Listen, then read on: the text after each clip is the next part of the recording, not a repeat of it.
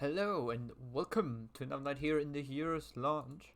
Today we're gonna see a Division 1 game between Disgusting against Hype PEW. When we take a short look at the table of Division 1, we see Hype PEW is currently first with 3 matches, 3 wins, and a map score of 6, so they won all 3 games 2-0. Then we also see Disgusting, which are currently third. And they also have 3 wins and a map score of 6. So both teams so far won both of their games, all 3 of their games 3-0. So it's currently the top of Division 1. And first of all, we're gonna see on which battleground we're gonna see them playing against each other as we take a short look at the maps.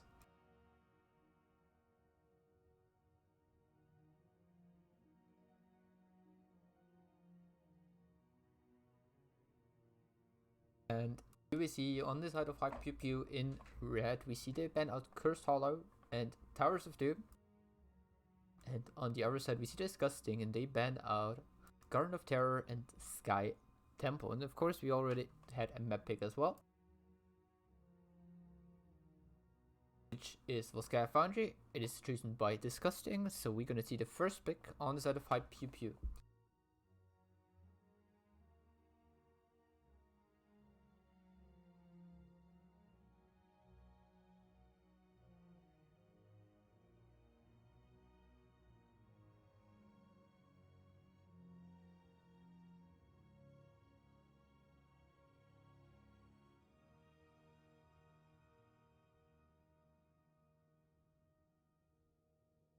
And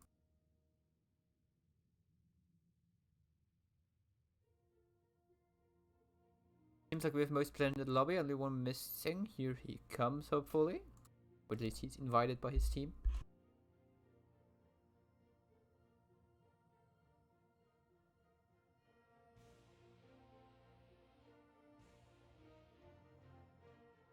And also keep in mind, this is Division 1. This is kind of the highest level of play in Heroes launch, except for Division S. And those people are, when I look in the lobby, I see Grandmaster 8, Grandmaster 17, Grandmaster 63, Grandmaster 37. People not showing which rank they are. Probably as well not too far down the list. Starting immediately into map draft number 1, Volskaya Foundry, or as the announcer always says, Volskaya Industries.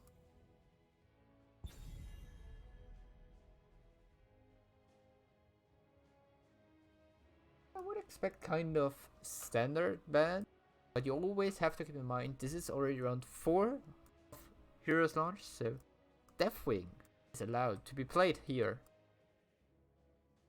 I would just guess we see it banned. Yeah, here we go. Immediately the first ban. They don't want to see it so hard, they do not even let it open to pick it first themselves. Meanwhile, we've got Disgusting banning out the Tracer. Quite an interesting ban. And then we see on the other side Hype Pew Pew healer, which recently got back into the meta due to some recent buffs. Oral is the next ban there. And also, if you think Disgusting will win this, exclamation mark bet A. But if you think Hype Pew Pew will win this map number 1, then go with exclamation mark bet B. Oh, no, wait, no. Stop.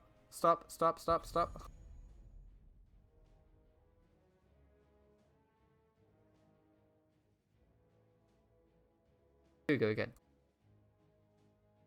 Exclamation mark bet A if you think Disgusting will make this. You see it on the left side, Lavacal, Arcudis, Sartues, Rutek, and Etrax. On the right side, we see Hype Pew Pew with Lore Evening, Huza, the Octor, Helicoon, and Blank. And we see the last one from Disgusting was the Cerato. And we see the Butcher first pick coming out from Hype Pew Pew. I mean, it looks pretty weird for everyone who is sitting now in front of his PC, in front of his screen, is like, what? Wait, what? Butcher first pick material? They've got Plank on their team. Main Butcher, Grandmaster 6 currently. Disgusting their first 2 picks are Li Ming paired with the Johanna. Strongest tank and one of the good range damage dealers. My favorite one, Li Ming. Getting a reset with her. Johanna is a very good setup for her as well. Reset with Ming, you just kill the entire opponent team. PEW picking up their support now. Really going for the Ana, so you have to denial for Ming, because if Ming with an Ana is a bit disgusting. Just one-shot stuff, which is pretty strong. This one is paired with another Nanobase target, Jaina, not as strong as Li Ming, but still a very good pickup. Disgusting with their third ban and last ban for this game. Number 1 will remove the Morganas. They picked up their tank already. On the other side of PEW, we don't see a tank yet. PEW probably banning on the healer. Maybe. Yeah. Well, yes and no. Uther is the ban for them. I mean, which is quite understandable. Often Uther will be very hard for Butcher to do a lot of things. And he would also be in the team fights there with a lot of stuns against Butcher to keep him under control. A lot of disgusting we see now. Greymane and Anduin are the pickups. The Greymane curse bolted into Li Ming combo to just blow one target up. Anduin with the light bomb for Jaina as well. Jaina walks in, pulls them together, slows them by 80%. And we see light bomb go off, and Ming and Greymane are just having some fun. Anyways, PEW now probably missing their tank and the second damage dealer, as you want to put Butcher on the soul lane. Nope, they've played Butcher in the 4-man. We see ETC and Lyric are the 2 pickups for PEW. Trying to go with the rotations with Butcher, so he gets his meat faster there. But also they have one very weak hero in the rotations early on.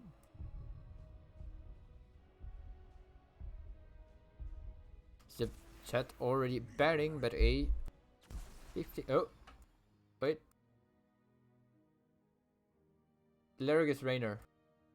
Okay.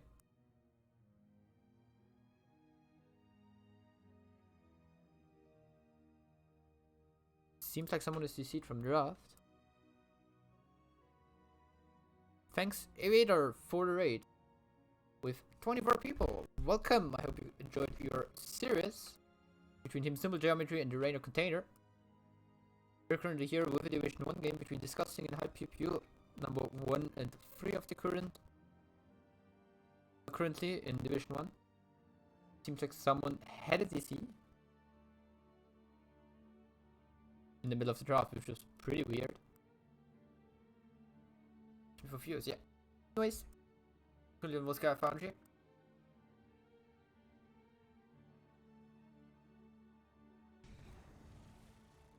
Do we just do fast stuff for guys? No, we go match instantly. Okay.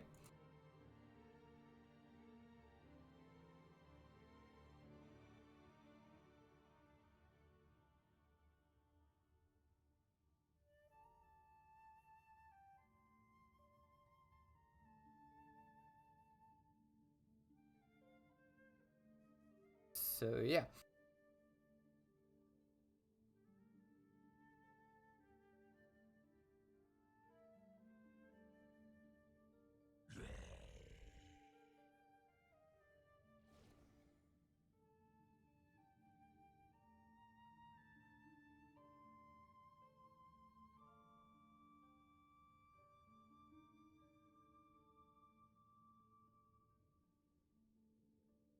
What is happening here right now? I don't know what's happening right now. People suddenly left the lobby. I mean, when someone to see during draft, this is a bit of a problem, I think.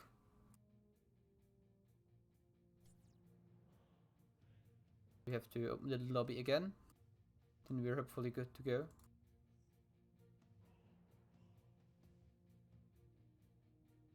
This is a known bug that the lobby will have issues if you TC during draft.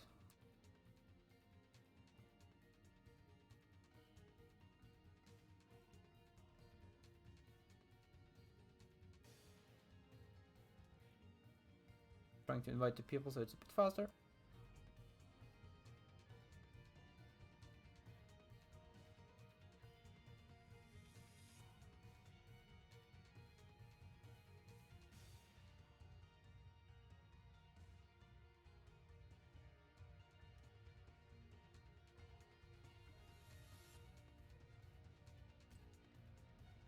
Another one person who DC is missing, then we're good to go.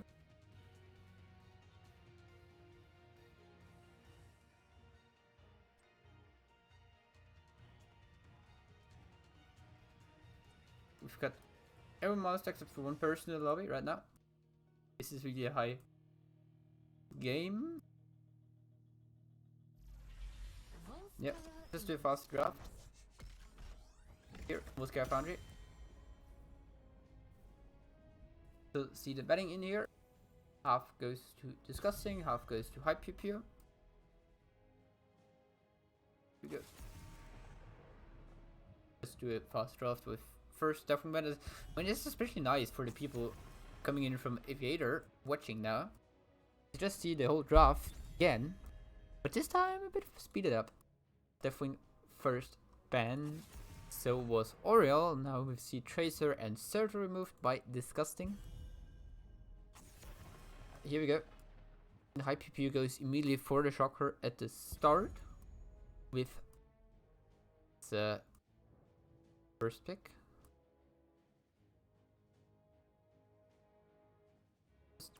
First, yeah, here we go. Butcher was the first pick for them. Already pretty interesting. Then we've got Disgusting, Liming Johanna as the follow-up to Strong Tank, one of the stronger ranged DPS, and the Anna Jaina to deny the Anna towards the Liming, and Jaina as the Narambus target for Anna. Next band is Morganis to deny the tank towards high PPU, as we already see Johanna on the side of Disgusting. So it's left open ETC Garage. Yes, but Garage doesn't have a lot of fun against Johanna, you know.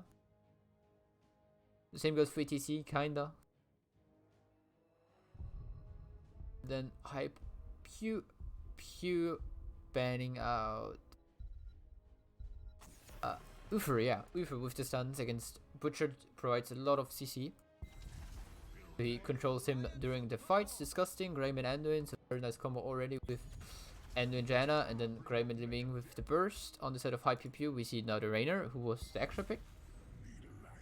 To go with an ETC. On the side of Disgusting we see Blaze as the last pick for this whole lane. So on the side of high PPU we see something which Blank is known for. It's his Butcher. And he plays him in this whole lane, and he will gonna show us if it works out in this game. And I think especially against Blaze, there shouldn't be too much kill pressure on Blaze. Especially as Butcher can just heal himself up when Blaze tries to come to him. If Blaze pressures Butcher, Butcher just puts his mark on him and auto attacks him a bit and gets his health back.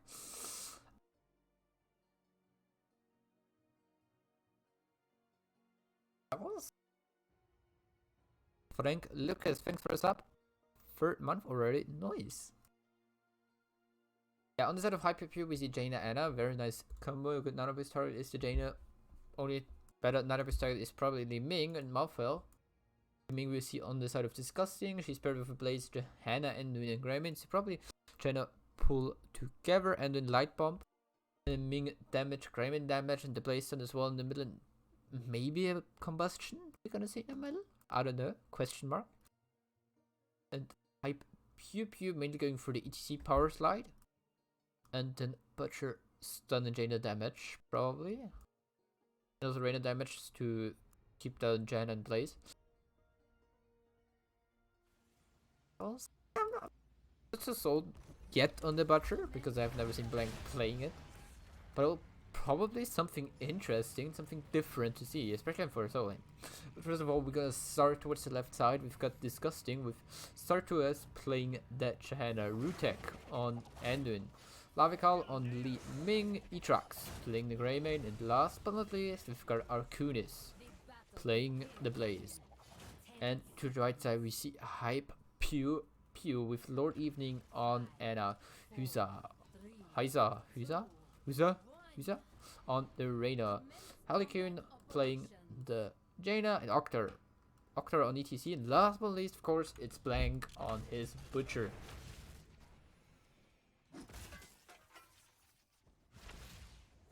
Looking at talents, see nothing too crazy. Renew as usual. Club Quest, we've got 2 Club Quests on the side of 5 PEW. No soft cleanse. Instead neural stimpack for more mana, a bit more ability, charge, cooldown, reduce. So Blaze goes for a bit more sustain in the lane. On the other side, nothing too special, and it probably looks like going for a Sleep Dart build. And on the side of Butcher, we're gonna see Chop Meat, so he does more damage against minions, mercenaries, and monsters with his Q, so he can clear the way faster and get the meat from it. We see already we hit the 1 minute mark, and then we see both teams going towards their fortification camps. On the left side we see Anduin and Greymane, and to the right side we see the Rainer here, who is now joined by Anna. Blaze scouting out here a bit, meanwhile Butcher letting the wave push in towards him so he can just soak it safely on the lane. I want to have a closer look at the Butcher talent in this game. This might be something to pick it up myself. Oh, here we see the charge from Butcher coming in. Double from Hannah. We see pulled away from the point. Blaze charging in, taking a lot of damage, but there's a leap of faith. He still goes down. Jan in a bad spot. She goes down as well. 2 kills, and that's a lot of meat for Butcher. Now we see Kraven in a bad spot, and he gets pulled in another time. Is getting stunned by Butcher, and that's a 3rd kill for the side of PEW. Butcher already at 87 fresh meat, 89. Looks good so far. Coming towards the bottom now. Reyna, of course, on the siege camp to send this one, so he can push in the top lane during the first objective. So you kind of the camp does not push hard. So with making this camp, you will just put the lane a bit in your favor. You want to have it during the objective, so your opponent has to go off the point and be only 4 there, and send someone top to defend the camp. See the other side, Kramen and Anduin on it. Butcher, take your unrelenting pursuit to reduce the cooldown of Ruthless Onslaught by 33% upon impact. Charges the someone, and then after the stun, he gets a reduced cooldown on it. Probably pair it up with the spell armor later on, I think. The charge and a bit more damage. It's a charge build for Butcher. You're gonna see how he will go for. Meanwhile, we see now Jaina defending the top camp. As Disgusting took it a bit early, and the red side hype PEW took their. Oh, then we saw again coming on for Butcher in the bottom. 4 people down there. Camp on top. See Anna and Rainer zoning them off here, so the camp pushes in a bit with Jaina, especially with Jaina clearing the next wave. Now we've got level 7 in for high PEW. Butcher died, only that down to 90 stacks. I mean, he's still fine. 90 stacks is not bad. You have seen worse. You've definitely seen worse. 7 now in for the human blue as well. You go with Calamity Infrared on level 4 for a bit more poke. A bit more sustained poke. But you miss dominance with the sustain. Butcher going for Meat Shield. Get 50 spell armor for 2.5 seconds when Ruthless Onslaught impacts an enemy hero. So when he stuns someone with his charge, he gets 50 spell armor, which is quite nice against Li Ming, for especially. So he's able. So Li Ming just puts the combo onto someone who stands there. Sorry, when Butcher charges onto someone, Ming can just combo him. Does 50 armor. Hello Samu, thank you for casting. Hello, Dioxy. Stuff coming in here. Sleep Dart. Tough damage coming in, but ECC taking a lot more as well. He still has the healing item. Can drop the healing pulse when needed. Turret dropped for the side of Disgusting. Arconius taking some damage. Now there's the charge. It's good. He stopped it and Reyna goes down. The turret was not placed. Healing item was placed though. Free men sleep from Anna, so she can escape.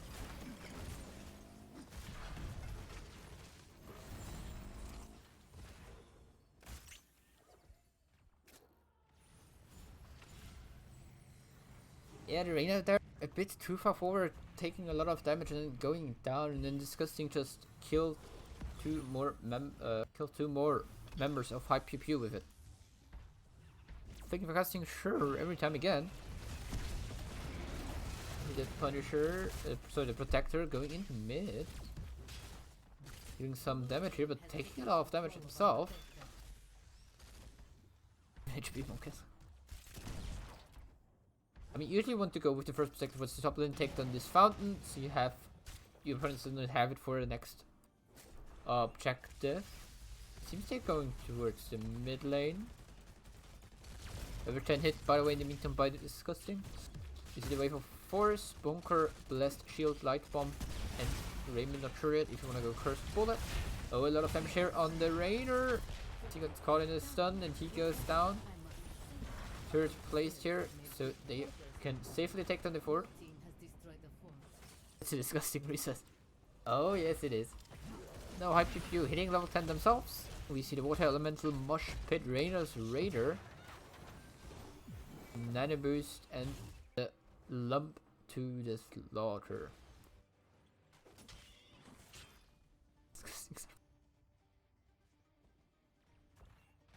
I mean, that's good they did not take out the top fountain, as you usually see. Instead, they took the mid forward with the first Protector. Instead, getting this bit more passive XP in comparison towards the good advantage in the next objective. By the way, Grayman took Curse Bullet now.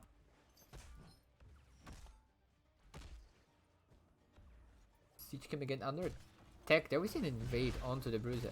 Sorry, on the turret camp. Blank on the Butcher alone there. Cannot really do anything. It's just waiting for the wave to be cleared, so this one comes closer towards him. And he can take this 7 meat for his quest. And we see this turret is contested by High PEW, as we saw Disgusting taking that turret. And then coming in, Ina and Butcher on the Blaze. Also a lot of damage onto ETC coming out from this side of Disgusting. Camp now taken by the team in blue. And they have the second turret now. I think the healing item was dropped though. Blaze did not have it.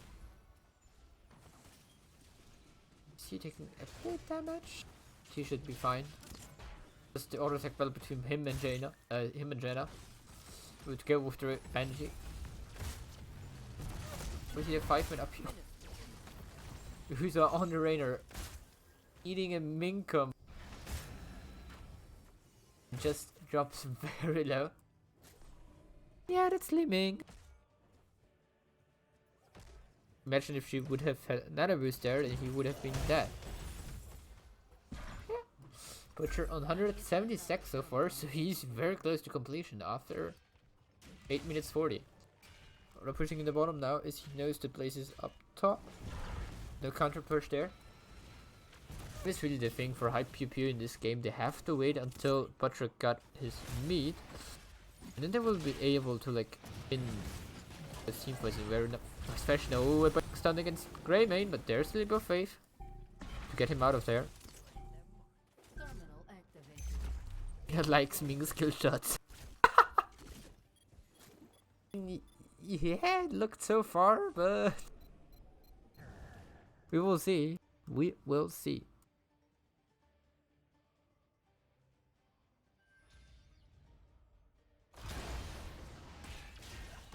Channel now getting in the mid wave, getting some experience in.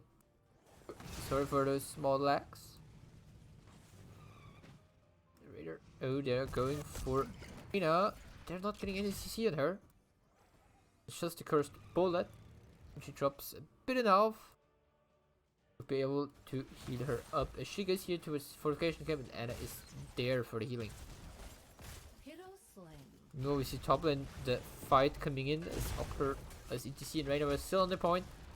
Reina got killed by it, but now we see Butcher. 9 minutes 53 seconds and the meat is done. The meat is done, and goodbye bottom fort. I mean, That's just the fourth given away from Disgusting as we see Reina dead for another 5 seconds and Butcher just ulted the bottom lane. I mean, usually you see Tagara standing on one lane and pushing in. This game we have Butcher to do it. Jaina now in a very bad spot here. Trying to walk down, but there's a lot of damage. She goes down. Turret again not dropped by Jaina. Butcher is like, you know what? I'm gonna stay bottom. Team, I don't need you. I'm gonna push it. Meanwhile, we hit level 13 by both teams, and we see brutal strike from the side of Butcher. Using hamstring. He keeps on pushing bottom. Now we see 2 in the bottom lane taking a lot of damage. Top we have to fight. Butcher goes down here. A 3v3 up in the top now as Dane is still dead for now a few 3 seconds. And Ming Blaze couldn't take the death. Oh, a lot of damage on the Reina after a rude and curse bullet on him. He's dropping low. Aimant goes in for the kill. There's a sleep against him, so he cannot engage onto Anna. She's just fine. It's another kill for Disgusting. He said a very strong start from PEW with really getting 3 kills in. And some meat for Butcher, but then Disgusting was able to win every fight after that one. Butcher is not stacked. It was in the 2v1 in the bottom lane. It's kind of understandable that he lost that one. Meantime, we have level 16 for both teams. Disgusting currently 1 level lead. Tossed all right before it dies. Yeah, the Butcher was died in 1 second before he 1 second before Butcher died. He used his ultimate, so it's still on cooldown. He goes now in for the Grey main. And then going into the wall from there, so he's able to escape. Protector meanwhile going towards the bottom. Grey main goes down. With the Protector now in the bottom, we see the bottom 4 probably very likely to fall.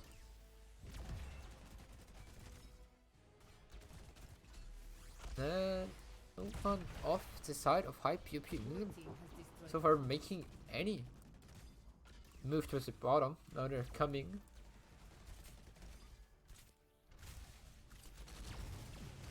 Jack's taking a lot of damage. 30 seconds left. 50%. Dropping down very fast. The charge and protected there is the silence onto Johanna. There's the diamond skin. The enemy while running across the top, but he is followed by the water elemental and he will fall though. Still slowed. Then we see here Ming coming in, getting hit by the sleep dart, but still able to blow up the Anna. Healing dart, healing item used, but she just got blown up there by the Butcher. If you auto attacks and she's dead. Took his charge up again. And here we see a mosh pit against Blaze. And Johanna goes down and she wants to walk into the bunker. Just the charge on the Grey main. Blaze goes down, Reina very low, but he stays alive. His Butcher's in to kill the last one. It's a team wipe coming in from PEW. A bit of unexpected, but I guess well done by them there. As we saw, Disgusting leaving the Protector with Johanna and Endo and very alone. Butcher now taking camps alone. I don't need to team, I've got 250 meat, I'm happy. Took Enrage on level 16, so when he falls below 5% health, he gets 25 armor and 40% attack speed. What was that? I think he wanted to charge a minion there for a second. But you also see the other turret cam taken. That's not few items on the side of PEW. Butcher is fun. Yeah, well played Butcher can really carry games. And Clank is known for playing Butcher, so I guess he knows how to play him. Yeah, we see now PEW got all the experience back with the 5 kills before. Out of map pressure they were able to do with them. And they're now hitting off 21st. Disgusting though, also very close towards level 20 themselves. There we've got Wintermere, Death Metal, Nano Infusion and the Slaughterhouse, and Reina goes for Execute. Gonna keep going down here. Water elemental meanwhile taking on the fountain as well. Being a bit the end of it. Now we see level 20 coming in for disgusting as well. As we see repulsion from Li Ming, so you can do this from screen combos. Knock them into your stuff. Butcher going Butcher Blaze going for the better bunker. The fortified bunker, radiating faith from Janus, so the 5-man stun with her shield, second leap of faith. And Grey Mane going for Tooth and Claws, raising technically for 100% of damage and decreased raises swipes damage by 100%. Top 4 not taken down by Disgusting. Oh, see the charge coming in the big Ming combo, take the ice block there. Another was easy, the first one to fall, Kahana, the only one in the death wash. He still gets taken out, but he also falls down. We see the reset for Li Ming. Jaina goes down. And yeah, the resets are kicking in, and goodbye Rainer and Butcher, and as well, same goes for Anna. It's a team wipe from the side of Disgusting this time. Still waiting for the Ming Panda opening a pack of pop. Oh. Like, the moment you write it in the chat, it's done. Because I'm 20 seconds, you're 20 seconds behind. There's 20-second delay on the stream. The second you write delivering Ming Penta, it's like a team wipe coming in from side of Disgusting. Now they're trying to go core with Ming and doing Greymane. I mean, they've got Greymane, but I'm not sure if they can do. CTC's back. Etrox meanwhile on the core. I mean, it looks good. There is light bomb, but a lot of Ming damage coming out. 7% and Greymane falls. That core is not down yet. It's down to 40%. That was disgusting. Oops, I jinxed it, Monk. Yes, you did, Joxy. Welcome, Galaxy, to chat. You are also here, my friend. The Blaze channel left, so we're gonna see core time now from High PEW. Oh, there's a charge on the channel, but there's Darren's kid. She's just fine, but bottom is no fourth left. Will we see the reverse core play? Or will Ming and Graham be in time to do the reverse core play? 280 meet, there's the mosh pit, so they have time. There's as well the slaughterhouse pulling them both onto it, and now Butcher is just having fun on this core, and this is, I think this one's gonna fall to see game number 1. Going over towards High PEW. Right back at you. LML. Is this one? Yes, that's the one. That's the one with flank.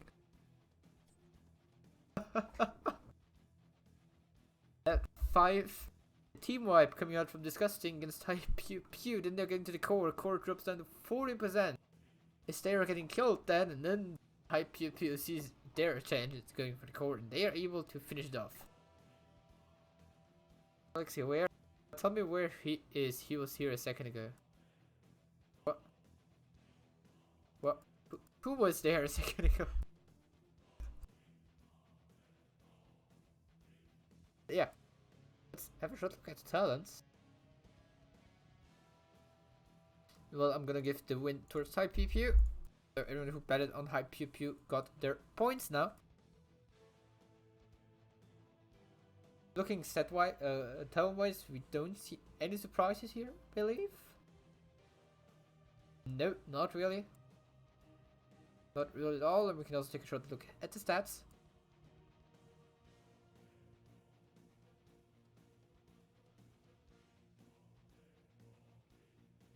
He saw a lot of kills against Rainer. He really liked those Ming skill shots. Sometimes took him. Else there's nothing too interesting. Graham also died a one time more compared to the others, but it was one time where he got caught out in the lane.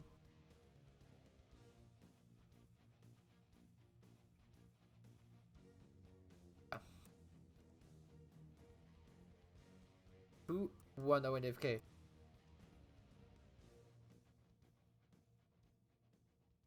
Sorry, didn't up the score yet. Hype. PEW won game number 1. Nopex.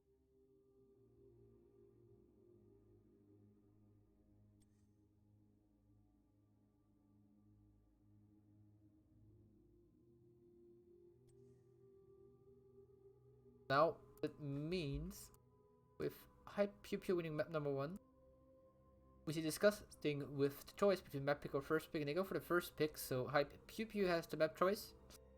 And left open we see Battlefield of Eternity, Infernal Shrines, Tomb Spider Queen, Dragonshire, and Ultra Pass.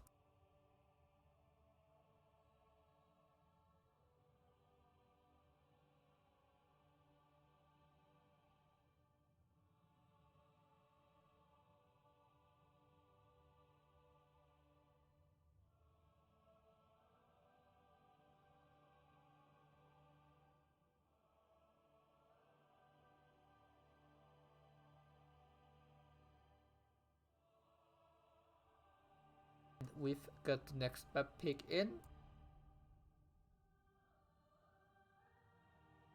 We go to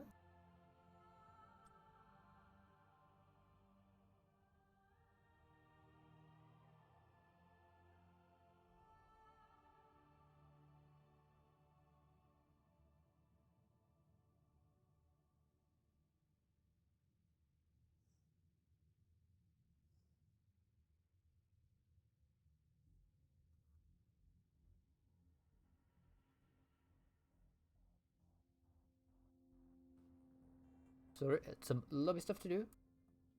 For the next map pick, which is on the bottom right of the, on the middle right, we see it.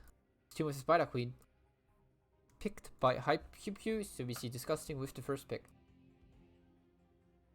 In the meantime, we can also do something else shortly.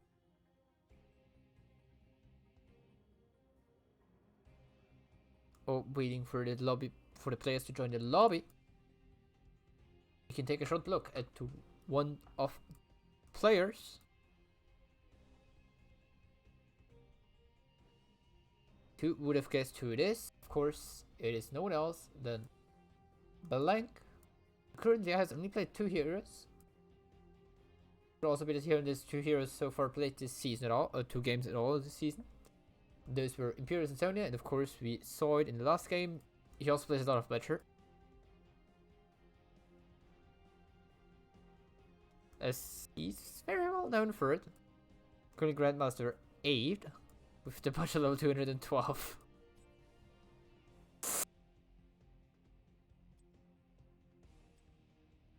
212 Butcher. What else do you have to say? Joking. Why is there a War Junction option here? Lol. I mean, if you're starting with War Junction, we can also introduce the map pool, Blackheart's Bay, or Haunted Mines, I guess. So yeah.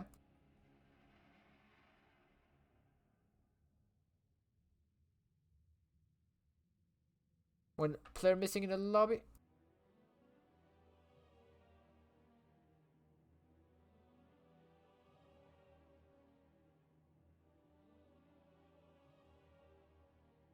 But look at the Greyman from the last game, Etrox. Greyman is his most played hero. He already played 6 different heroes. Greyman most, then Falstad and Ceratol next. But we are starting into the draft of game number 2 on Tomb of the Spider Queen.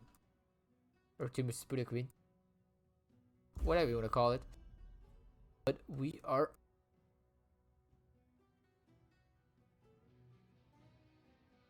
gonna have a contest again.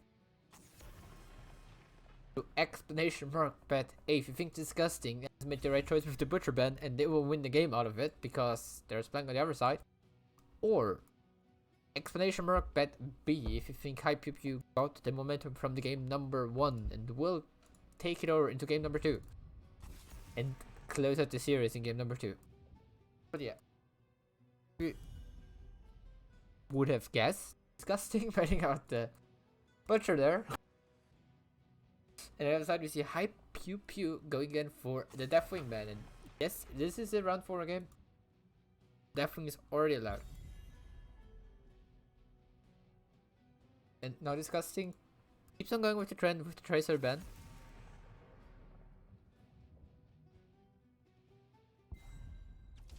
The crusade calls. And now we've got Aura as the second from High PEW, and Disgusting immediately picking up the Diana on Tombs and Spider Queen, which is very understandable. She's still the strongest tank for this map, especially. Would leave Liming Anna, but due to it being Tombs Spider Queen, you usually don't want to play Liming here because of the wave clear. Casting should ban ETC. Octo loves to pick ETC. Seems like maybe Octo loves to pick ETC, but he already picked the Morganis now. The Morganis is paired with the Jaina again from the side of Hype PEW. Interesting pick up, so the sleep and then the Jaina damage afterwards. Morganis, one from some people, or even a lot of people, say that Morganis could be the strongest tank, which he might be. And on the other side of Disgusting, we see the next 2 picks coming out. One of the ranged DPS. I was a bit surprised to not see in the last game. Hanzo picked up, and he's paired with the Anna from sort of Disgusting.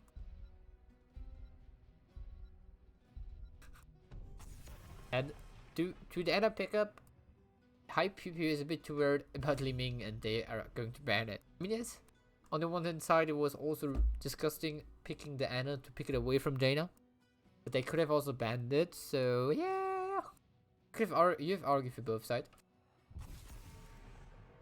And now we see Disgusting removing the Lyric, which is actually Blank's second most played hero. Also is perfect for Tomb Spider Queen due to Lyric providing massive amount of wave clear. And yeah, he's also not someone you can gank easily, mostly. Especially as he can just wave walk out of it. Next 2 picks from Hype PEW.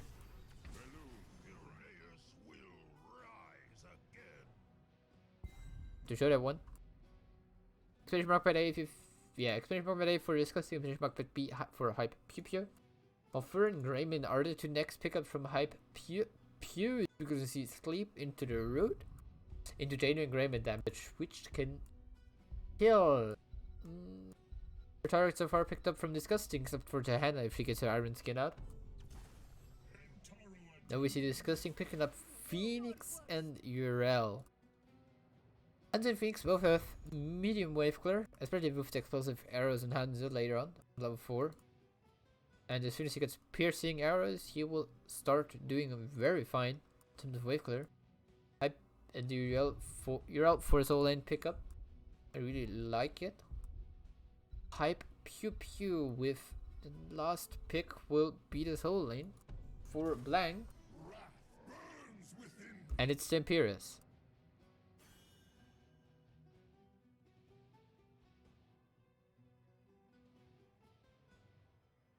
The thing I always love on the combo between Imperious and Morganis is those 2 frontliners have so much damage they can kill something by themselves.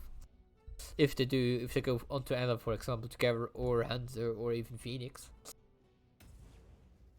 If they're not able to teleport out.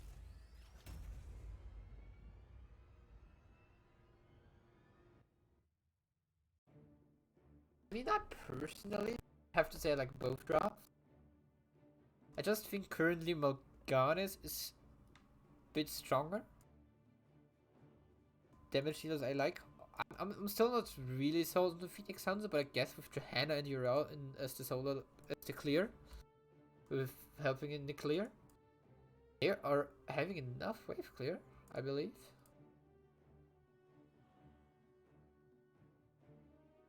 So yeah. Outside of high PEW, we see the Greyman, so he can do camps easily, especially Jaina can do as well. There's no need to put the Jaina there though, as you usually want to have her for the wave clear. Anyways, we are about to start into this game number 2. On the left side, trying to come back into the series, we see Rutek on Anna, Lavikal on Hanzo, Etrox on Phoenix, Sarturas on Johanna, and last but not least we see Arkunis playing Dairel. And to the right hand side we see a high PPU with the Taraban against Blank, the Butcher of course. He's now on the Imperious, Lord Evening playing Malfurion, Octor on Mal'Ganis, Halicune on Jaina, and last but not least, last for them, Shiza on the Greymane. One leap coming in a bit. Root and Jaina Blizzard. Looking level 1. Interesting to see Merits inside from Mirel. Expecting to hit a lot of heroes with her spells. Lang still here in the mid lane with Imperious. Maybe gonna kill Octo, taking some damage there. So we see Phoenix barely gets ported out there. Original synergies after hitting enemy heroes with basic attack 3 times. Oh, we got a lot. Nice sleeper coming in. Octo taking a lot of damage. Gremlin going down. Octo head-10 healing grenade on him. Lord Evening dropping. Will he be fine? It looks so. Yes, he barely gets out there on the Malfurion. Deals 100% more damage and splashes in a 50% larger area. If you're able to do this correctly, you will do massive damage, especially AoE damage a lot. It's also like if you hit your the attack mode switch in the correct moment, there will be like kind of no delay. If you do it a bit too late or a bit too early, there will be like you have to wait for another attack to come in. That's definitely one thing you have to practice if you want to play as talent. Hanzo so far taking W build, taking simple W level 1. We're going for those 2 extra arrows when he finishes his quest.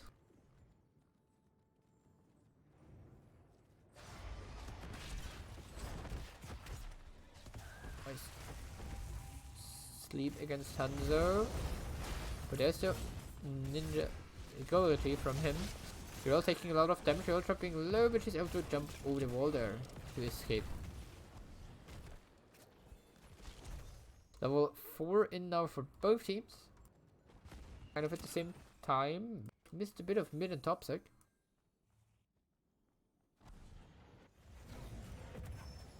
Phoenix again teleporting out. Getting those teleports in. Really necessary for him. Not get caught. It's always a thing you have to know with Phoenix. How far can you go? Where does the opponent CC start and you cannot land a teleport?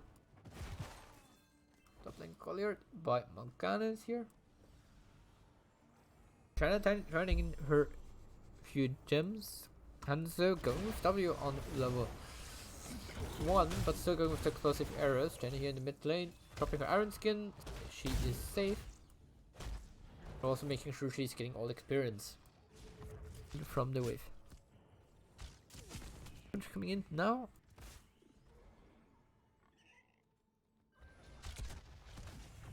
So now, taking them out here on the turning point. Hanzo finished his simple geometry.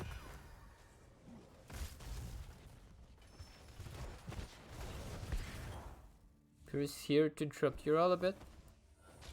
Also see Hanzo coming in. Do you need a fight down here? Those two. Hanzo has no mana there. So he had to use the tap to get some mana back. There's a nice sleep against Mal'Ganis. Max range. Raymond meanwhile turning in. Both teams now have enough gems to turn in. On the left side we see Uriel. 3 gems missing for the team in blue. I call on the Hanzo. Yep, he's going for him. And he's got it. Blue weapon was coming in. Disgusting with the first weapon wave of the game. Let's have it enough for both teams. Outside of Hunter, we see never outmatched, so reducing the mana cost of his scatter arrow.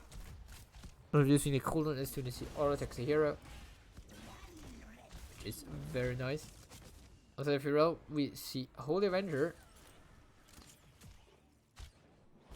with the more damage when it's charged up. We're taking some damage there, especially from the scatter arrow there. Now Grey Mane going in for the clear, even in Worm form, taking a lot of damage while trying to escape from it. Now we see Phoenix pushing in top lane hard. Front wall already down, and he's now looking at the forward, at the retreat, as Grey Mane and Mal'Ganis are coming by to clear the wave, the Web Weaver. Bottom meanwhile defended by Imperius alone, as we saw you in the mid lane. Oh, there's the Phoenix on the run, but he's able to escape. Nice sidestep there to dodge the root of Malfurion. He's getting out of it. Divert power weapons from the side of Phoenix.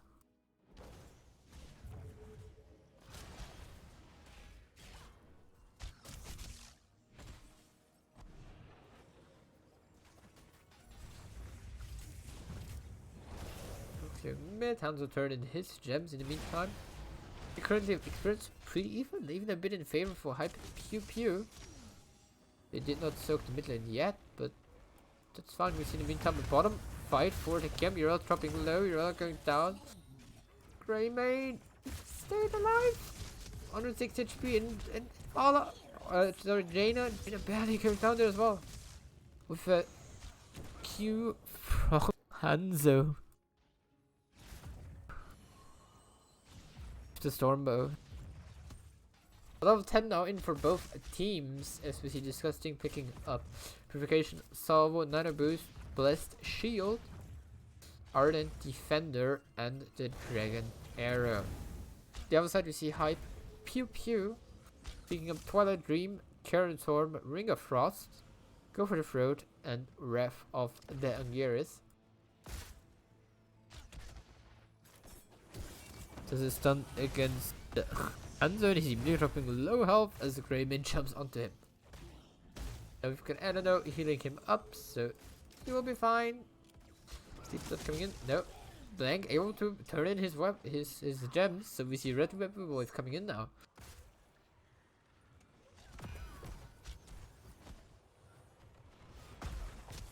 This in the bottom has been defended.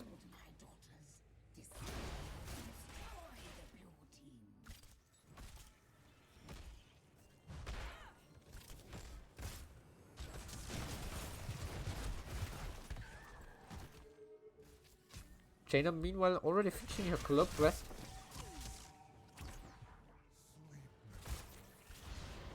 Just sleep. Meanwhile we see a 4-man push in the bottom for Hype PEW. Very heavy focus on the bottom, as we saw in the meantime. Hanzo clearing out top, and Jaina dealing with mids already. Yeah, defender. Phoenix now rotating towards the bottom. Just the stun, Rude Ring of Frost, and goodbye Phoenix. So we'll also go for throat use. Now we've got the free cast, and it's going on to Ura. She's just fine walking out there.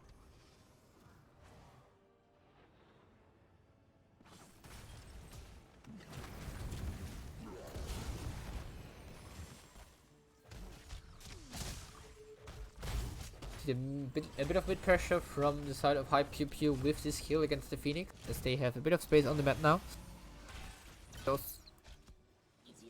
Now the Web Weaver is cleared. Both teams have enough again to turn in for our Web Weaver wave. Team in red, most gems of theirs on the Mal'Ganis on Octar. Trying to immediately go for the turn in, but he's getting trapped. Meanwhile, we see top lane Jaina going in for the turn in for the side of Disgusting. And he's immediately clearing top wave with 2 abilities. Sorry, 3 abilities. And this means we've got a red wave coming in. Both teams are closing towards level 13. But on the side of Hype PEW, we see them taking their Bruiser Camp. So you've got the Bruiser Camp in the mid lane to defend the Web Weaver, which helps you a lot. Bottom is very far pushed out for high PEW, so the Web Weaver of Disgusting spawns very far back, and due to the walking up he has to do, he's taking a lot of damage. Top Web Weaver already defended as we saw the 5-man up there from high PEW, now China looking for an engage. No, she's not really getting one. Is the sleep coming in? The root as well. It's mainly for the sex as the Mofuri go for the Brock on level 4 the vengeful roots. Arrow, oh that's a goal. That's a goal from Hanzo. Mid forward goes down. Bottom Web Weaver has a very big minimum with it now due to its pushing very far, but it's only down to half health as soon as it hits the fort. There we see the engage from Morganis, but also from the side of Virel and Johanna. Kramen taking a lot of damage, and so is Mafurin. Ring of Frost coming in, free catches over as well, but Phoenix goes down before free catches over comes out. Kramen out dropping low, maybe going down towards Virel. Nice dodge from Greyman. In the meanwhile, we see Ref of the Gears against Johanna, and Jaina is there to provide the needed follow-up burst to kill that Johanna. Root now onto Virel. Virel on the run has 13 gems. Jumping over the wall here. There we see the vision coming in from the Muffer, but oh, nice thunder from Blaze. There's the movement speed from level 4000, Hand of Freedom. She is running a lot. Does the root, but will it be enough? No. And it's not enough with the grenade to keep Virel alive, so Virel goes down, but she wasted a lot of time on the side of high Pew Pew. A couple of shield near up again, and Johanna and Phoenix are back alive. We saw the turn in meanwhile from Morgan is coming in, so we see the Bobby Ray for the team in the red, high Pew Pew. Bottom siege camp they took as well. This one will push in a bit, but it's already defended by Disgusting. Well, about to respawn. Now, Hype PP going towards the top, trying to focus down the top fort. Mid lane is a bit pressured by minions right now. The Rebel responds very far forward, but it's about to lose its minion ups here. Will be defended very soon. Imperial so far only one mid. We see a formation from Hype PP in the middle. Yeah. Or both side on like the way we will get the fort no matter what happens. Now we see Octar top here going for the sleep against Phoenix. Phoenix gets pulled in. There's the Ring of Frost as well. Goodbye Phoenix. Meanwhile, we saw Greymane falling here to the rest of Disgusting. Avical on the handle taking a lot of damage. Barely getting jumped over the fort to escape the Mal'Ganis. Meanwhile, we see the Unstoppable coming in from China. So she's like, yeah, you can't sleep me. Top fort falling mid. Web Weaver and bottom Web Weaver are about to fall to the long walk, especially with the bottom one. But they've got some nice minion waves with them. At least the bottom does get a nice minion wave with it. There's the sun against Urel pulling back. There's 10 of freedom is for herself to escape. Level 16 now in for Disgusting. It looks so far pretty good for Hype Pew Pew, I have to say. Taking down one keep wall, and when they got the wall in the middle, the tower still standing. They're immediately going for another turn in. It's double turn in. Yeah, that's the double turning coming in from Disgusting. Now they're going to Jenna, but there's Darren Skin. She's got fanaticism, so she's got the movement speed here. Urel looking for engage here. Going onto Buffer. Buffer taking off damage. There's Vocation Salvo coming in. Buffer goes starting before Vocation Salvo comes out. There's Karen Storm used as well to keep him alive. Ring of Frost is now back online. Octa taking a lot of damage in the front. Ring of Frost. It's Urel, but she used Hang on Freedom to cleanse herself. Morgan is going down as he's pretty deep. Otherwise, we were out spawned and 2 members of High Pew Pew are dead. So Disgusting getting a kind of an easy defense here against this Web Weaver wave. First of all, they're taking down the bottom one. Now they're going towards the mid probably, and they're going to top one. Ooh, very good timing there for Disgusting. Look at those kills in this. They can defend no easily.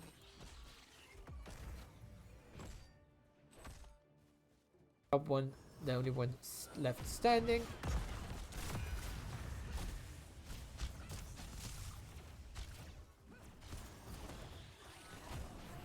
And now the objective is defended. We already see Imperials and Jaina taking the bottom siege camp Greyman on the Bruiser. We're expecting a turn in from the side of Disgusting soon. To counter that one, they're gonna send all the camps they're gonna find on the wave, on the map. To counter it out. Today, but he pushed the wave, and one pack of Siege Giants is enough to clear one of those web weavers. And same goes for one of those Bruiser camps. Trap God poggers.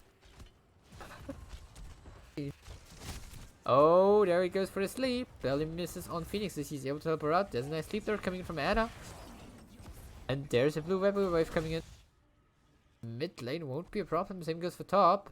The question though is bottom. Yeah, bottom is also spawned very far behind. So also very nice defense for Hype PEW. Mid lane's already gone. Mid lane is no more. Web weaver.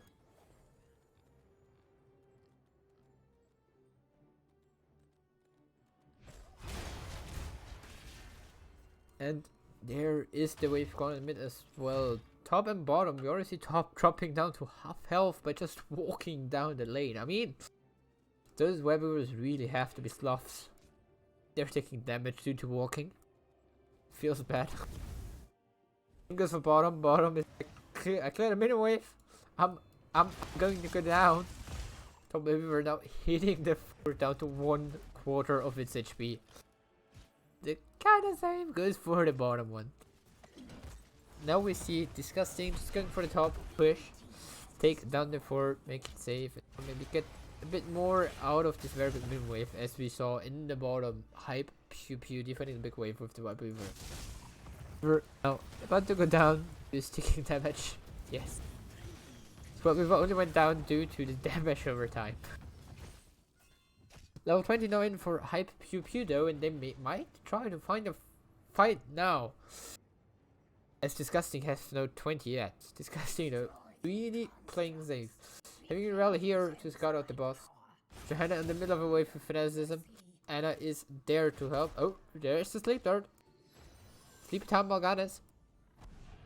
And the hours of Disgusting took the Bruiser camp in the meantime. That also means we've seen level 20 now coming in for Disgusting.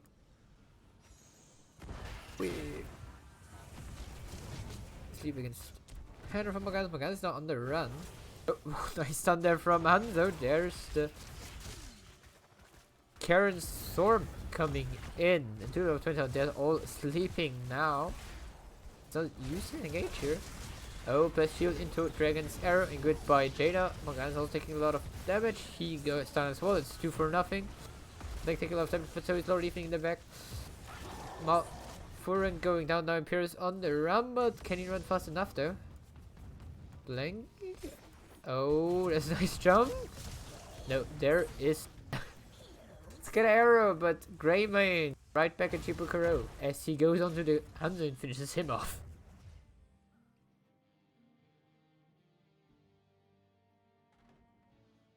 With those 4 kills, 41 kills, Disgusting. But you know what? We can just do the boss now.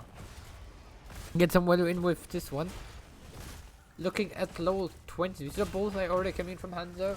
Forcing Morganis before to a fight. Seraphine from Heroes, so the self cleanse ready.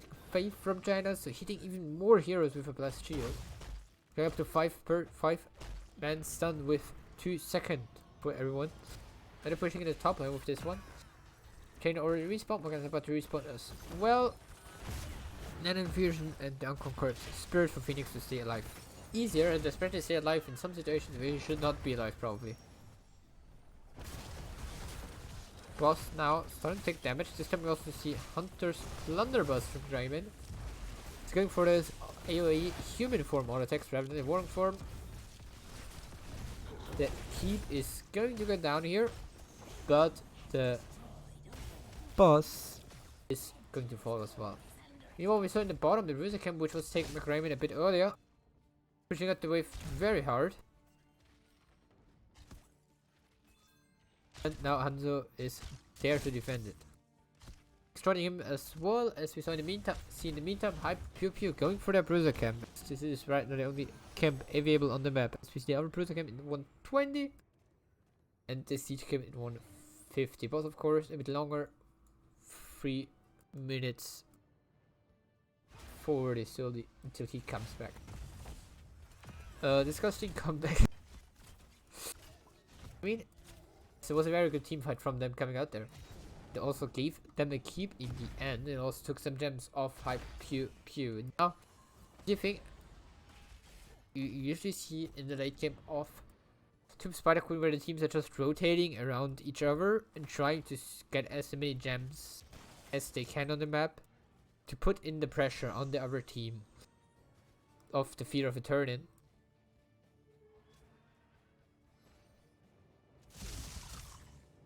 We both kind of similar, close to it. Blue team missing 9 gems, the red team a bit more, 12.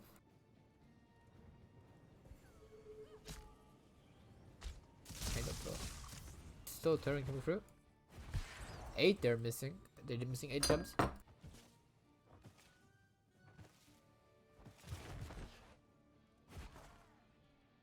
Got it. It's getting scouted out there a bit. Alone. Johanna scouting out turn-in of Morgana's here. The red team has enough, so they are pressuring their opponents for the turn-in. Might even go forcing for a fight. There's the sleep dart coming in. Phoenix with some damage on Imperious here as well. Meanwhile, Mouth. Oh! God is going for a hard flank. Coming in from the back flank, not able to turn in, says everyone else from the side of Hype PEW. But in the meantime, also General turning in, and she's got enough gems to turn in on her own. This means we've got the Webber Wave coming from the blue team, and on the top wave, we've got a very far push out lane in favor of Disgusting. We see 3 catapults on the core. Hype PEW going for the mid, pushing in the mid, taking the wall already. Bottom will not do much for him as he still has to walk all of the lane. Top wave Weaver nearly spawning a bit outside of the keep. A bit outside where the keep ball would be. Mid keep ball already gone. Looking towards this keep. I mean, the thing is, if the red team is not able to get a fight, they're easily able to defend and get their own weapon wave in and to take at least the keep out of it. Blue team now taking safely the mid keep. Well, we have health so far. Keep goes down. Now the blue team is retreating, falling back towards the bottom lane, clearing out this wave so the Weaver can go as fast as possible towards the keep. The Weaver is now defended. There's the vision from Hanzo. No, they're falling back here. Not trying to go for anything to go with this Weaver, as they know their opponents do not have to be in fear of any other lane because it's the only lane left. Team Blue now going towards the Bruiser camp. This one is up.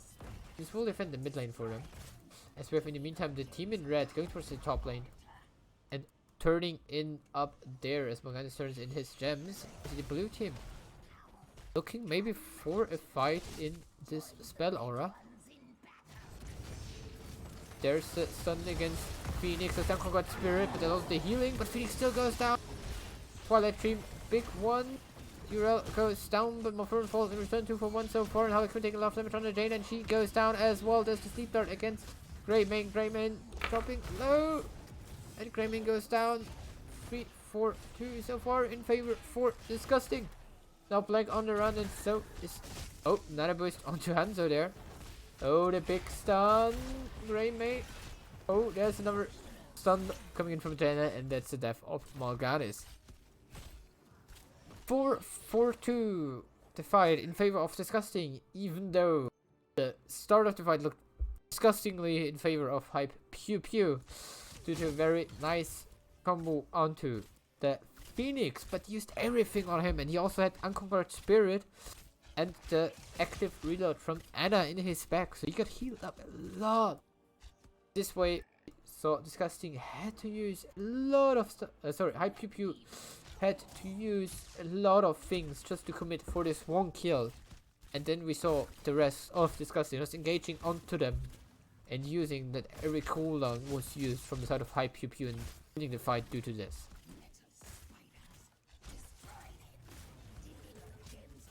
Now we see a boss play coming in from Disgusting. And as well there, yes, Anna with the active reload, really able to keep Phoenix alive for as long as possible. Really making it hard for high PEW.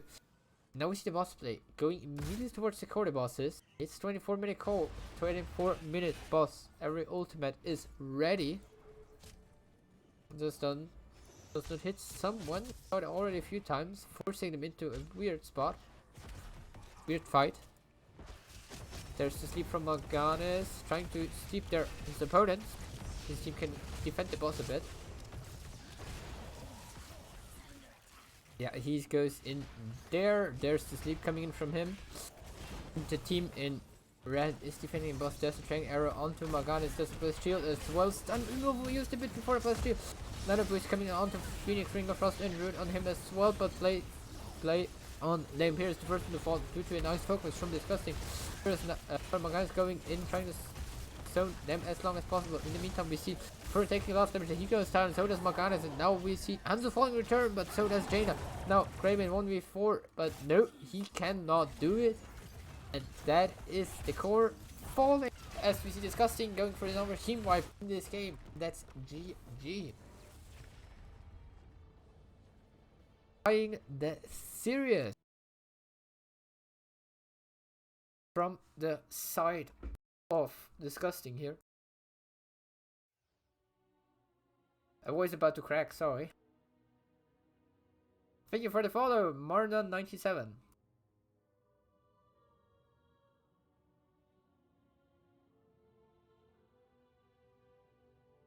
We can in the meanwhile take a short look at the stats again. As we see from the blue side, 4 deaths on the Phoenix. It's clearly due to a good focus of high PEW, but on their side we see 4 deaths on a lot of people. It was very nice team fights from Disgusting, as we saw off high PEW committing a lot of things onto one kill, and it was mostly the Phoenix getting this one kill, but then they used everything onto the Phoenix. And Disgusting was able to capitalize on that one, and were able to fight back and get the team fights, especially due to on level 20 due to nice Strength's arrow into Radiating Faith blessed shields, which were just amazing. 4-second stun lock. Ooh. We're gonna get the next map as we see in the chat there, in the in-game chat.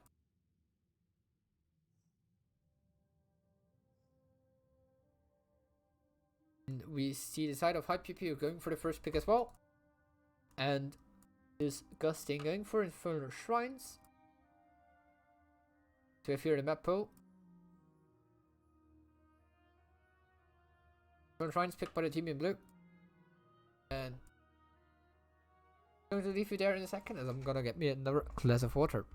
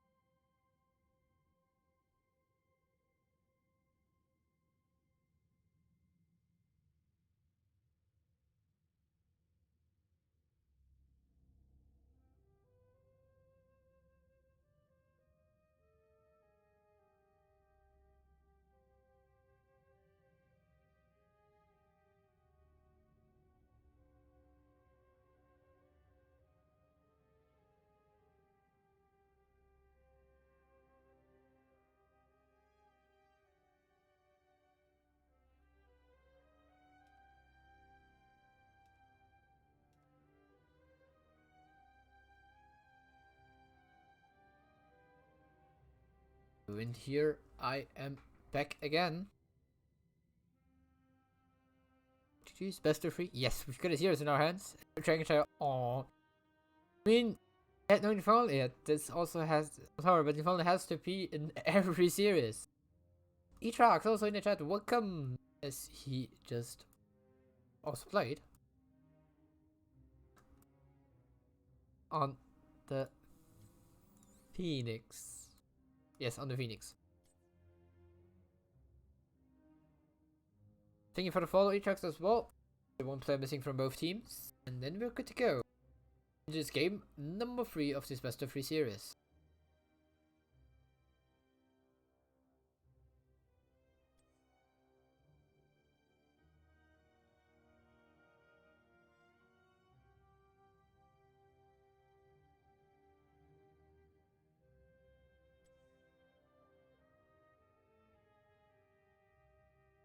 Yeah. Seems like we're ready and go into this game number 3. Yep. Inferno Shrines. Here we go. Yeah, of the last continent was of course disgusting. It won't be the last content as we're going to set up another one.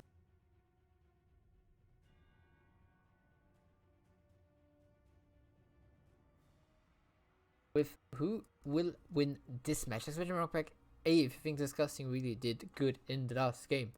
It will go for another win. Or Exclamation Rock Pack B, if you think Hype PEW are going to get back to the strength of the first game. And we'll close out the series. Go well, thanks for the host of 20 with 15 viewers. I hope you enjoyed your series as well as we see. As you saw in German on this channel of Skowald, Fat and 64 again Dingsitas. Yeah. There you go, Deathwing Butcher first bans in the last game. I mean, you kinda have to bet on Disgusting just because of the Butcher ban. Showing blank the respect for his Butcher. Captain Caffey. Katie? Captain Katie? Go team! Woo! Go Dagger. But yeah, second ban coming out from High PPU, probably Aura again. Or want to play it? Nope, they are going to ban out the Morganis this time. Played it in the last map. Don't want to play it again, so they decide to remove it.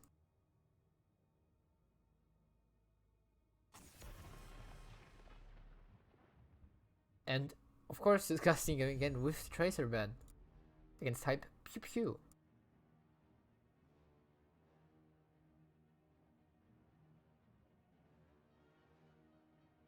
And now Hype PEW with the first pick. I mean, Aura would be open if they want to go for it. Which I think was the plan. No, they go for the Johanna. I mean, a lot of people say now that Aura with this improved Resurrect is first pick material. They still decide to go for the Johanna. And here we see Aura and she's paired with Vala. I mean, I really like the opening already from Disgusting, especially for Infernal Shrines with the Vala. You get the W build in, which gives you a very good clear on the shrine, but also a lot of energy for Aura on the shrine and in team fights. Next 2 picks from Hype PEW, Sylvanas and Chromie. So Chromie is going to be Chromie's going to have a hard time until level 18, and then she's just gonna have a lot of fun against their opponents. Isn't picking Vala against Johanna like not good? Me, the thing is, the Johanna blind is a bit annoying for Vala. She's not on 10 hatred, it cannot stack, and also it does not too much damage there. But the most damage of Vala for Aura is coming out of this W and a bit of the Q. Also, especially on level 10, if Vala can go for the strafe, she can just press strafe in this moment when she gets blinded, so she doesn't matter too much. She doesn't care too much about the blind. Main idea is just that the Manticon level 16 does not work as well against our heroes. Meantime, we saw 2 bans coming out. Disgusting going to remove the Anna, so forcing Hype PEW into another healer. And Hype PEW banning out the Garage, so forcing Disgusting into another tank, which might be the TC. Also, Merlin still left out some others. Maybe they're gonna pick it now, probably the Soul Lane. Yeah, they go for Lyric and the pairs with the Diablo.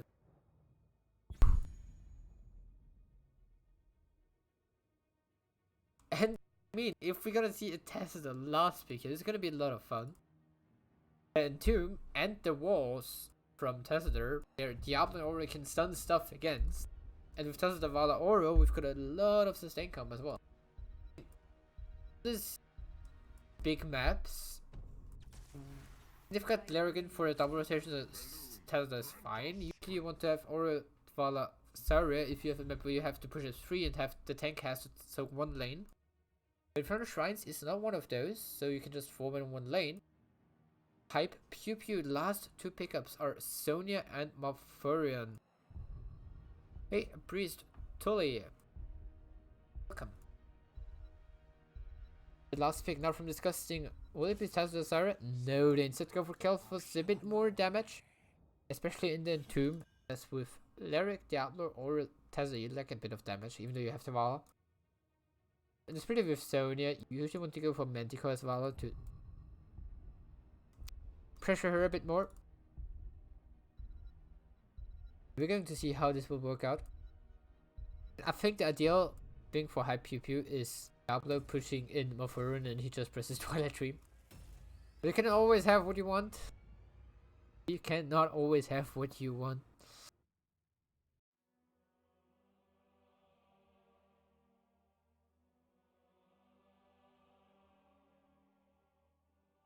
But yeah. So 1 minute left for the contest. I don't know why it does not show up right now. Exclamation mark bet A if you think Disgusting is going to win this. Exclamation mark bet B if you think Hype Pew Pew are going to win this game.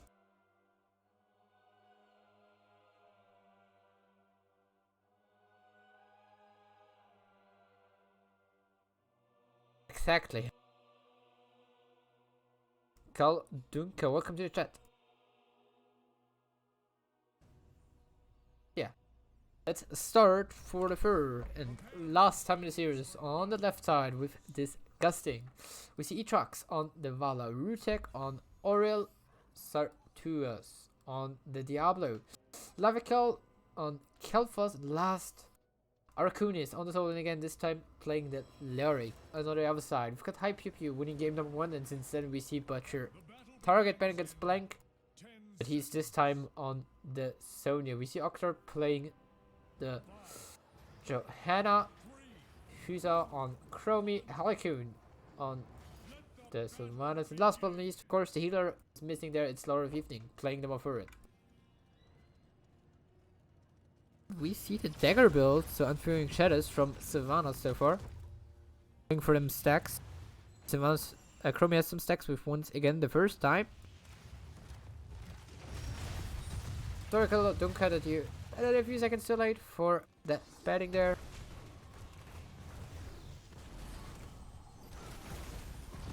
Club Quest from the Kelphos as usual. Most sons are going for a bit more damage with the Searing Light. So if she's healing the Diablo, so when you send the opponent, she also does a bit of damage towards the opponents.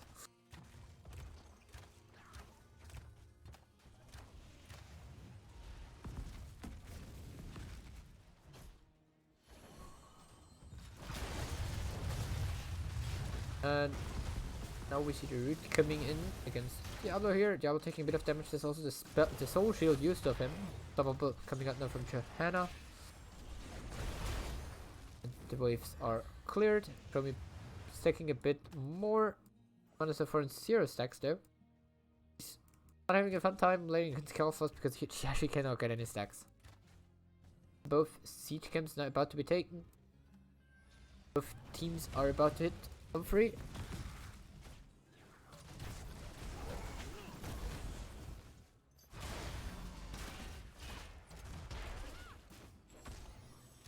You see the mid already cleared from the side of Disgusting, and now they're going towards the bottom to clear this way. Probably going, maybe going for the bottom cube as well. Yeah, Vala. And Kelphos immediately going there to do damage dealers. Will clear the wave out very fast.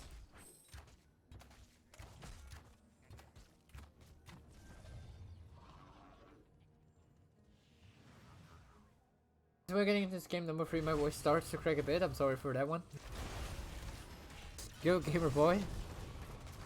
Ooh, Gamer Boy. Oh, Gamer Boys, of course, yeah. 2-2-1 cheering for everybody in the chat. Anyways, Diablo going for the Q build so far, taking sacrifice souls, so getting 25 armor and 10 souls. And 50 armor when he's on 100 souls. Gamer girls, of course. Always remember the gamer girls. I mean, I don't know discussing so well, but I think on the side of high PEW we see no gamer girls, sadly. Maybe I'm not sure. Anyways, we see pretty usual talent, of course, W build. For Vala, Savannah's going for the Unstable Poison, taking for a bit more wave clear. Tony going for block into Whirlwind.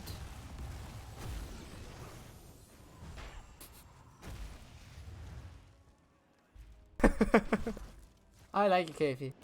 And the gamers who don't affiliate themselves with pretty binaries. Yeah, we don't have to assume anyone's gender. So if we did so. Go disgusting.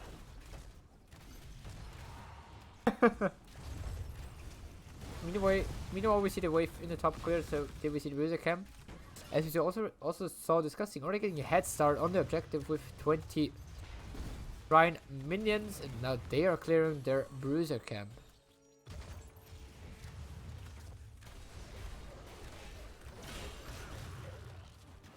We see Diablo going for an engage here onto Sonya. Sonya taking some damage. Sonya going down there. First kill here. Now we see a lot of damage coming out. 3 minutes here, 6 and so. Yeah, now we got 6. Value. And yeah, here we go. Johanna. Bit of stuff. 36, 30 gems. Yeah, here we go. First Punisher going over towards Disgusting.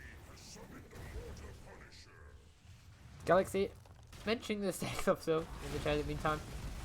There's the Iron Skin debate the Punisher over. Yeah, I mean, it's always the thing I have the problem with. It's pretty distalent. This mode isn't very good. Oh, it's definitely not very Christian. Meanwhile, we see the front wall in top lane falling, but also the Punisher is defended. I think that's important. Yeah, I think the emote, the meaning of the emote has to not be very Christian. Got him. We've got him. Level 8 now in, so we see the temporal loop coming in from Chromie. Oh, yeah, that's the thing of some of one talents. I think pretty the one of Savannah's here, which is not so easy to stack. Like, we don't have a level 1 talent for a long time, and even if you get it, some stacks on it, it's not too big of a deal, so you get a lot of stacks. We see Savannah's dying to Vala there.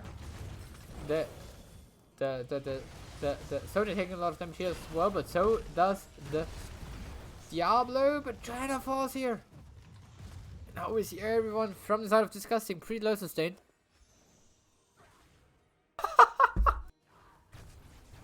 That's it. I'm calling my pet. Oh no, please don't. Casey, please don't. Now one in the meantime hit by Disgusting. And on the side of their ultimates, we're gonna see the Phoenix and Tomb resurrect. I'm not sure yet if she's gonna go Strafe or Reign of Vengeance. No, she goes Strafe. As soon as she's blinded, she can just put on the Strafe and she doesn't care about the blind. I didn't even see where Sylv was. I mean, he was at the bottom here to the front wall of the fort.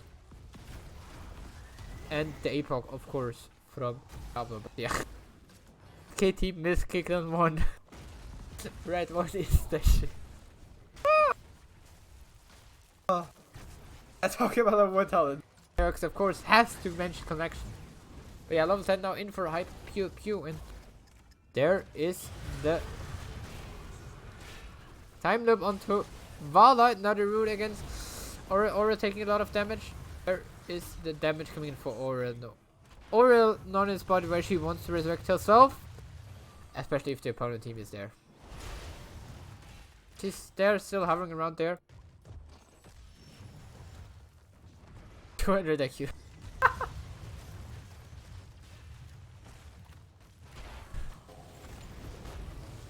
Front wall off the bottom fort, now taking a finish, especially due to Black Arrow's active. And we see the keep under attack, which is very good for the side of high PEW, as if they take down this fort now, they're not taking it down, they're bringing it down to 50% HP. There's this time looping her again. Once again for the first time, but Diablo coming in a lot of time onto Chrome, but the same goes for Johanna. Johanna goes down, Chrome in a very bad spot, Chrome goes down as well, and now Sonya, Malf on the run, Sonya in the Epoch Entomb, and Malfur in the Epoch Entomb, Sonya on the run, Sonya gets out. Malfur goes down. It's a 3 for nothing in favor of Disgusting, and it all started with Chromie temporal looping Vala in a spot where she can no follow up, and then Diablo punished her for trying to follow up. No way to get it without self-trade against the KT. Yeah, they got half the fort of it. Now we see the return of Disgusting. Instead, they are going for their opponent's fort now. Is Resurrect better than the Stasis one? Seems like planning for failure.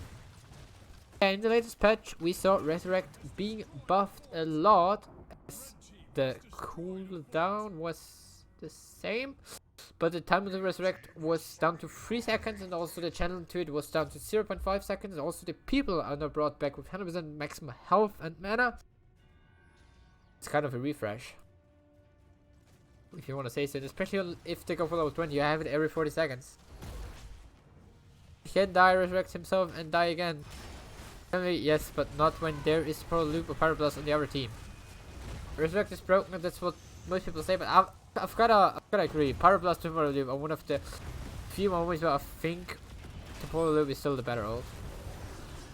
Yes, you can let that person die, but if you die in an unfortunate spot in something like Valley, you don't want to resurrect it. There's the Pro Loop against Diablo is there tanking the keep, and Diablo goes down. There's a strike coming out from Valo to give a lot of energy.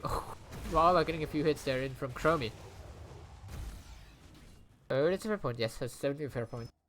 Oh, there we saw a short pause coming in. Wrong stream from one of the points. And we've got a lag on the side of the blue team. And yeah, they were staying the welcome there a bit too much. The last fight. As they went for the keep. And Diablo died due to taking the keep, and now he's got his soul reset down to 0. But talking about souls and quests, we got so far KT on 30 stacks on his Man Addict, so he can activate it. A repeated offense on Oriel on level 4, 2 stacks only so far. So one of the big ones. 13 stack on the Wonderful Roots, 59 on Furring Shadows from Savannah's level 1. So far, quests doing mainly good, but except for the other one. Because of loop, they will get always die. The ship is in a bad position, so you can almost never go and rest. Yeah, that's true. Yeah, and the team's ready again. Jump right back into the game. I agree on that. You mainly die in a bad position. Yeah, that's like the thing of Chromie. You're not allowed to resurrect the target then, except for it's like a Diablo or a Lyric. I really kind of don't want to resurrect Lyric because then he gets no red value. Meanwhile, we see the bottom siege come taken by Disgusting, and return Hype Pew Pew going for the top bruiser camp. Next objective in the top lane, both teams without a fountain there. But Hype Pew Pew already took down the fort of their opponents. Can immediately go towards the keep, especially the keep, or go to keep all, or even the keep, if they do it well. And now in return, we see the other bruiser camp taken from the side of Disgusting, and they're going top now to clear this one out and pushing in a bit. Return Hype Pew Pew going bottom, taking another fort, and trying to go for the keep wall down here. Interesting one as we see the top fort falling. Yeah, the side of Disgusting, we don't see as much structure damage as we see from Hype Pew Pew, and they went ham for the keep wall. Fort went down, but the keep is dropping very low here. Still a few minutes left in Tomb against 3, but there's the Twilight Dream to keep them away from any follow up. And now we see the KT in the Tomb, a lot of damage before, and Chromie go down. Yeah, in a bad spot. She falls as well. That's 3 for nothing. And Jenna, I don't think you'll get out there. Nope. Jenna goes down as well. That's 4 kills for nothing. In favor for Disgusting, and that's an 10 to 3 kills for them in the level 8. They're already hit level 16, they're closing towards level 17 now. Obviously on the other side, PEW not even level 16 yet, and they're going towards the bottom now, doing the reverse, on the reverse card, going like at their opponent's keep. Top shrine now active. Vala going for Receiving Hatred, so spell power and 2 stacks of Hatred power attack to get Hatred back up faster, especially when he has to use Clone in the middle of a fight. Another time loop onto Diablo. Does he have spell shield? No, he does not. He goes down, but there's a nice stun coming in from the Cal fast. But here we see the Resurrect. The shield coming in, a lot of damage coming in. 5v5 team fights here. And the Lyric going in. Sonya falling here. That's a 1 for 0 in favor for Disgusting again. They are doing really good in teamfight in this game. Octar now with Ignite on level 16. Even spreading the bomb to Lord Evening there on the Mafurin. I'm not sure if they can end now, except for them getting a few good kills. Getting a good kill in. They're taking a lot of damage. And he's dropping here. They're getting down. This is very bad for Disgusting if Lyric falls. When it's Lyric, so it does not matter too much. Why did Sylph use her trade there? It was back when the bottom fort was attacked. Sylph used her trade to finish the fort when she could have waited with it for the keep. Always impressive number of stuns. 4. An impressive number of stuns. Oh yeah. I even read it wrong even though I knew it was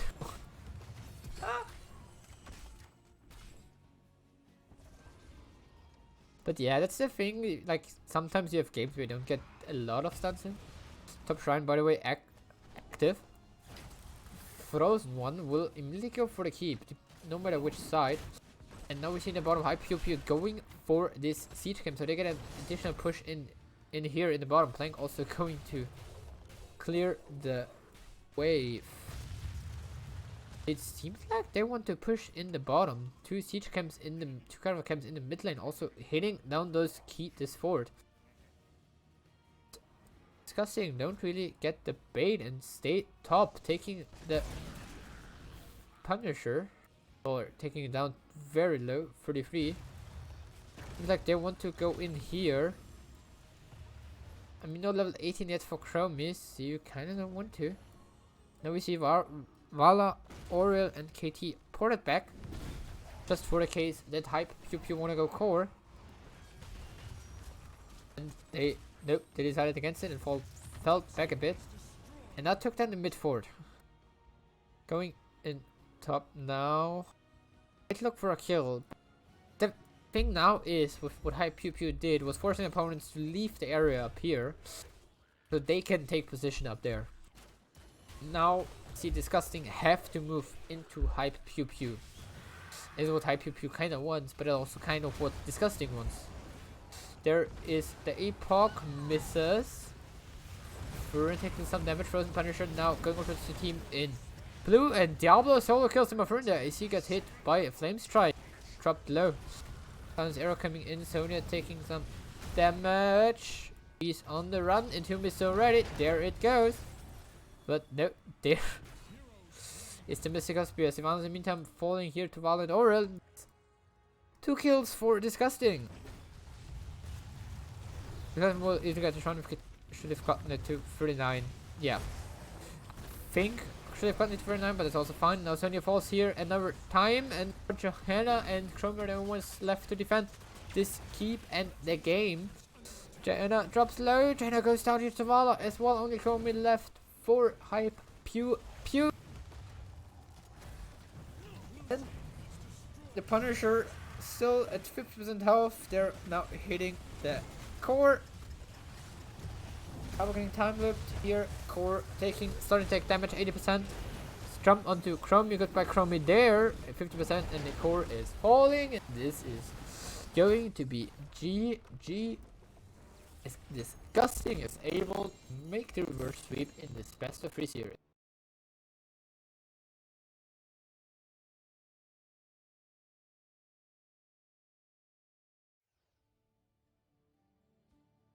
Disgusting really able to come back in this series after game number 1, seeing that Blank's butcher is really a nuisance. They usually don't want to deal with it, and then winning out in the next 2 games, and it worked. Moving Blank from his most comfort hero gave them the win in the next 2 games. GG's.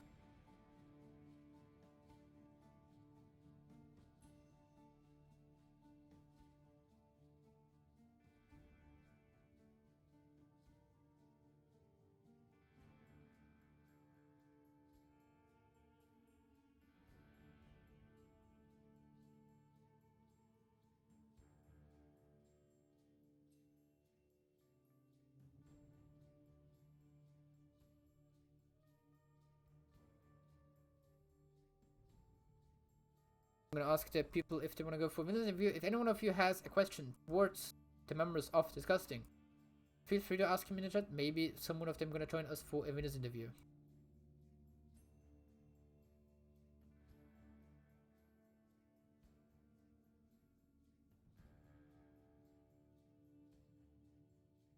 And maybe we're gonna get one.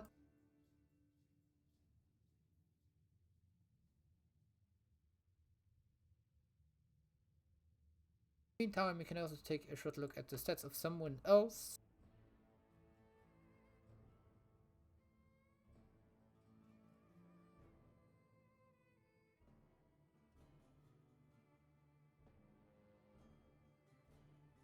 Here we go with the stats of Sarturas, the tank player in this series for Disgusting.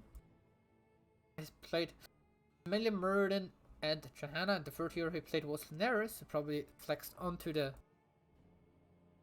damage for 1 game. He played in those 3 games the Diablo in the last one. In the second one he played the Johanna, and the very first one he also played the Johanna. He's the tank player for the team.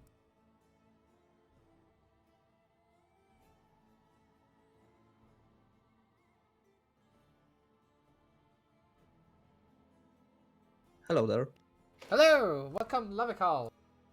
I heard you're looking for interview and I didn't know about it because I'm actually running a POV stream right now. Oh, nice! You've got the POV stream with us in the interview. And also playing the Brawl right now, so... The Brawl! Immediately, yeah, of course. You've got to chill after those games. Those were very intense games. Yeah, of course, yes. We didn't expect our enemies to play that good, to be honest, and we was kind of surprised in first game, and it was intense, yes. First of all, congratulations, of course. And then first game, you talk about it. The Blank Butcher. It is Ben Murphy. We thought that we can handle it, especially on the Volskaya, because we don't think it's the best pick for this map. But apparently he's too good on this hero, so we just switched in the second and the third game to ban him and just not allow him to play his comfort picks. And also we tried to keep him away from Leoric because it's the second hero he plays the most, I guess. And it worked fine, I guess. Definitely looked fine. At game number 2, team versus Spider Queen. Yes. What about it? It looked a bit rough at the start. Was pretty even. But then in the end, you really started to hit those combos with Hanzo and Johanna. I don't think that we lost the early game that hard. If you see our team comp, we just scale very good. So we kind of knew that we would make the difference at the higher levels because Phoenix was not optimal choice there, I guess. And to make him work, we needed his ultimate ability to come. Before that, we just didn't have enough damage to punish the rotations. So, Yes. so we just waited for the level 10, and then we started to kill them, right? Yes, you waited until level 10 to do anything really aggressive. And that's the thing you always hate on Storm League from your randoms. When you play Serotonin, your team just ends in the early game. Yeah, exactly. But it's not a hero league, so the game was really nice, really high quality, I guess, from both sides. It's always a so, fun to cast such high level games. There's so many good stuff. Yeah, You want to that's play right. yourself. Game number 3, Infernal Shrines. What did you think about your draft? We kinda didn't prepare too much for this match, and this draft just came into our minds before the third game, so it wasn't something planned.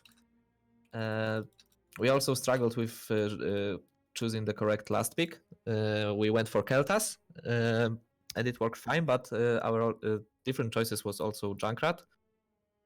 But we thought that with Junkrat we wouldn't have enough damage to punish them, and we went Keltas, which is the hero I don't play too often, so I struggled a little bit in the early game to make it work. But apparently the Entomb combo with this AoE from Yes. Keltas worked really well. Put in the bottom, keep the fight of yours, where we had an entomb onto 2 people, and the flame strike in it just killed 2 people. Yeah, that was nice. I mean, looking at the draft, it also comes directly into mind with Orval that has the last pick, but this would also have had the same issue as the Junkrat with low damage, especially earlier. We thought about Tassadar, to be honest, but their team was too tanky to make it work. If they didn't win Sonya, which we wouldn't have an opportunity to kill her with Tassadar, I guess. We needed some stuns, we needed some crowd control, because we wouldn't be able to control her in the team fights with Tassadar, I guess. But it was also in our minds, that's why we picked Lorik a little bit earlier, to make our last pick more flexible. And also was it nice to plank? And the Kalphas had enough stun and damage to punish the Sonya. Yeah, exactly. And this gave the win into game number 3. Thank you for the interview. Any shoutouts from your side?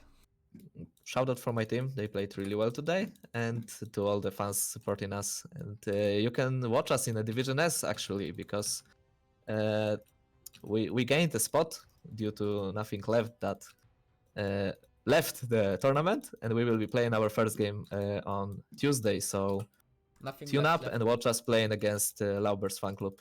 Thank you very much for the interview. Thank you for your time and for the great series. Thank you for organizing this great tournament. It's really fun to play. Thank you, and see you maybe in the playoffs. Probably in the playoffs, as you're currently on the Yeah, top of I Division hope so. 1. I hope so. Thank you. Thank you once again. Thank you. See you. So thank you for Lavical for the interview. I hope you all enjoyed it, and now we've got the choice. Where do we go next? Do we go to Grubby or to Dino? First of all, also Hazubs possibly. Any wishes in the chat?